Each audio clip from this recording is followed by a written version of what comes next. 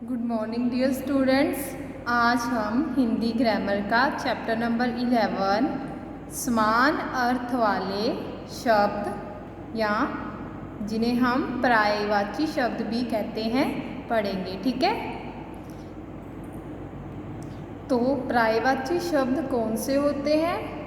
जो हमें एक समान या मिलते जुलते अर्थ बताते हैं। जिन शब्दों से मिलते जुलते अर्थ बताने वाले शब्दों का पता चलता है उन्हें हम क्या कहते हैं? पर्यायवाची शब्द कहते हैं। ठीक है, जैसे कि हम मॉर्निंग टाइम को हिंदी में क्या कहते हैं कि सुबह हो गई है, और क्या कहते हैं कि सवेरा हो गया है ना, और प्रातः भी कहते हैं। ठीक है, तो ये क्या हो गए? पर्यायवाची शब्द। आइए अब हम इस चैप्टर को पढ़ना स्टार्ट करते हैं। बच्चों, सामने एक चित्र दिया गया है। कौन सा चित्र दिया गया है? ये घर का एक चित्र दिया गया है। क्या आप जानते हैं कि इसे हम किस किस नाम से संबोधित कर सकते हैं? तो क्या हमें पता है कि इसको हम और क्या क्या कह सकते हैं? हम इसे घर, गृह, सदन आदि कुछ भी कह सकते हैं। ठीक है, तो इसके जो समान अर्थ वाले शब्द हैं, घर भी कह सकते हैं इसको, गृह भी कह सकते हैं और सदन भी कहा जा सकता है, क्योंकि घर, गृह तथा सदन का एक ही अर्थ है। अब हम इनको तीनों की तरह क्यों कह सकते हैं?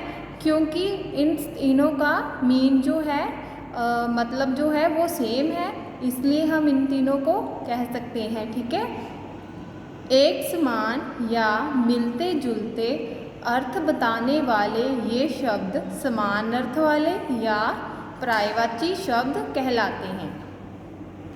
तो जिन शब्दों से हमें पता चलता है कि इनका अर्थ जो है वो मिलता जुलता ही है, हम उनको क्या कहते हैं? समान अर्थ वाले या फिर पर्यायवाची शब्द कहते हैं। आइए अब हम इस तरह के कुछ और शब्द पढ़ते हैं। समान अर्थ वाले इन शब्दों को पढ़ो।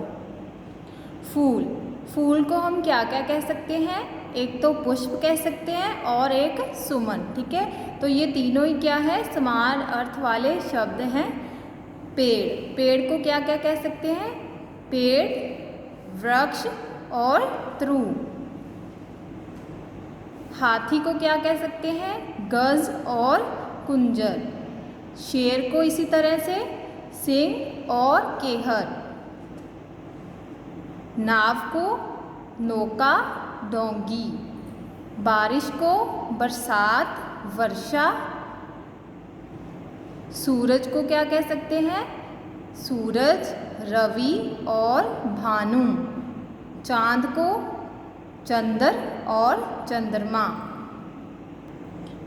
ऐसे ही और बहुत सारे शब्द दिए गए हैं जिनके साथ उनके चित्र भी दिए गए हैं। आइए इनको भी एक बार पढ़ लेते हैं। ये किसका चित्र है? मछली का। ठीक है, इसको हम और क्या क्या कह सकते हैं? मीन और मत्स्य। ये किसका फूल है? कमल का। ठीक है, इसको और क्या क्या कह सकते हैं? जलज और नीरज। बादल को मेघ और घन। पर्वत को पहाड़ और भूदर। पानी को जल और नीर। आग, अग्नि, अनल। बालक, बाल, बच्चा। माँ, माता, अम्मा। ऐसे ही आँख को आँख, नयन और नेत्र। सांप को सर्प और भुजंग। आसमान को क्या कहेंगे? आकाश और गगन। धरती को धरा व पृथ्वी। नदी, सरिता, तटिनी।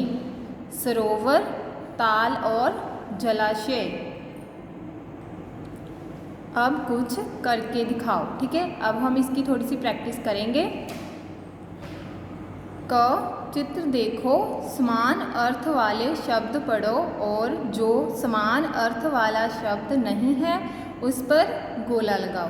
तो यहाँ पर कुछ चित्र दिए गए हैं। ठीक है, इन पिक्चर्स को देखना है आपने और देखना है कि उनके कौन कौन से समान अर्थ वाले शब्द हैं। जो थोड़ा सा डिफरेंट है, जो उसका मीनिंग नहीं निकल रहा है उसके साथ वाला, तो उस पर हम क्या करेंगे, सर्कल करेंगे, ठीक है, जो समान अर्थ वाला शब्द नहीं है उस पर।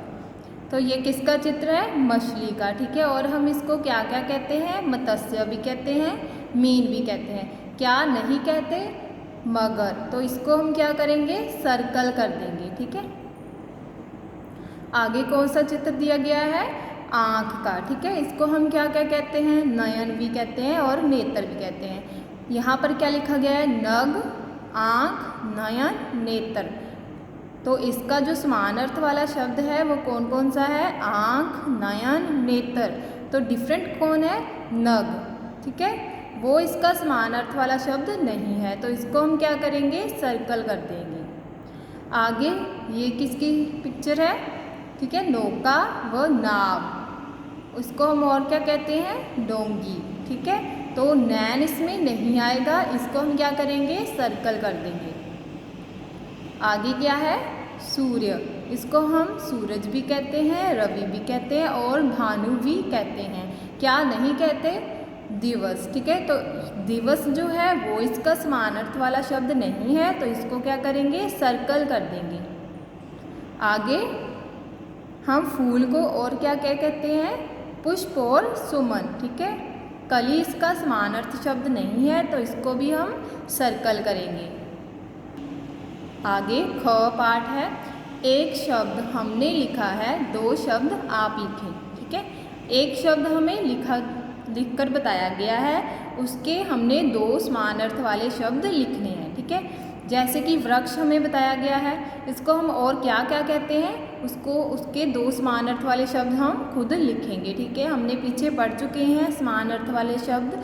तो वृक्ष को हम क्या क्या कहते हैं, पेड़ और त्रु।